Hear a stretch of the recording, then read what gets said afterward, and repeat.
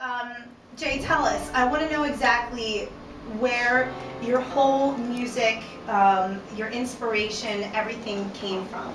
I want to know where, like, just give me, first of all, you know what? Tell me who influenced you to get into music to begin with. I don't know. Because I kind of ran from it because of who my father was. So. All right. Well, for those of you who don't know, his father actually co-founded Cool and the Gang. Cool and the Gang, yes. And his mother sang backup, didn't Yep, she? sure did.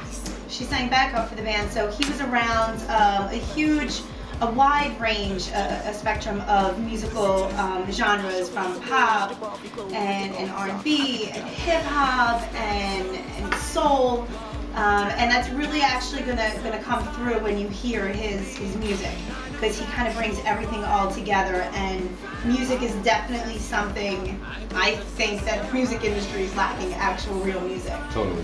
So I think you're our savior. You're our savior. All right, so tell us, when did you realize, you said that you were running from it, when did you embrace it? I kind of probably embraced it around, like in my 20s, like late 20s. And I actually went and got my deal from Def Channel a while back. And, I embraced it, and, I've been through a lot, so what I do is I take my music and I talk about what I've been through my music. So I don't think I really have any influences, honestly. Yourself. So now, tell me a little bit also about your this album. Well, the album is pretty much, I give you my whole life. It's like a movie. I talk about the abuse, I talk about the molestation, I talk about the reason why, my relationships don't work out. You know what I mean? And because of the molestation, it's very therapeutic. It is. It's very therapeutic. Definitely. So if you're just like listening to Oprah through music, if I should say that.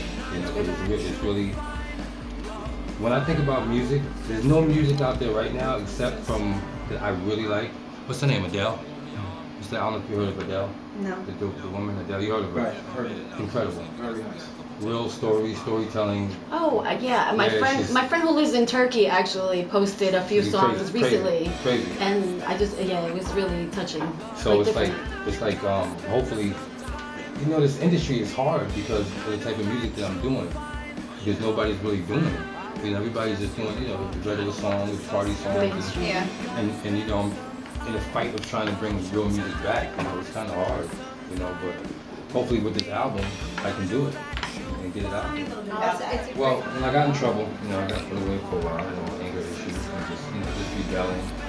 Wanted to stay away from my household because there were so many issues going on in my household. When I did get incarcerated, I really started writing. It just came out of nowhere. Everything just came out. And then when I got out, I just went. Well, tell us about your home life. What were you running from? Well, where I'm from, everybody, my parents had money, so they were celebrities, so it was kind of like, people would think I was well off, but I wasn't. My father was very abusive. My mother was never around. I was taken care of by a nanny after nanny.